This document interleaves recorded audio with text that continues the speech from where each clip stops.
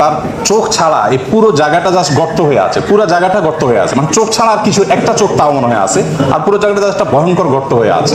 প্রত্যেকটা পেশেন্টের কাছে আমরা গিয়েছি, উপদেষ্টা মহোদয় ছিলেন, সাজিদ ভাই ছিলেন, আমরা অন্যরা ছিলাম। যেটা আপনারা একটু আগে শুনেছেন যে আসন্না ফাউন্ডেশন চ্যারিটেবল অর্গানাইজেশন, আমরা আমাদের নিজস্ব যে তহবিল আছে সেই তহবিল থেকে কোনো প্রকার পাবলিক ডোনেশন নেওয়া ছাড়া আমাদের নিজেদের অন্য সমস্ত প্রজেক্টগুলোকে এই মুহূর্তে স্টপ করে দিয়ে এই প্রজেক্টটা আমরা সর্বোচ্চ প্রায়োরিটি দিয়ে কাজ করছি। কারণ হসপিটালগুলোতে যে দৃশ্য, এই দৃশ্যগুলো যদি কেউ নিজের চোখে না দেখে সে আসলে কোনোভাবে অনুমান করতে পারবে না যে ভয়াবহতা কোন পর্যায়ে পৌঁছেছে।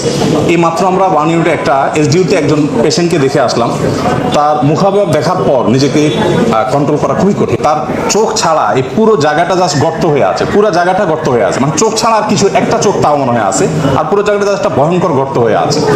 তো আলহামদুলিল্লাহ আমরা এর আগে সাজিদ ভাই এসেছেন, এই পেশেন্টেরই আগের অবস্থার তুলনায় এখন অনেক ভালো। এটা হলো একটা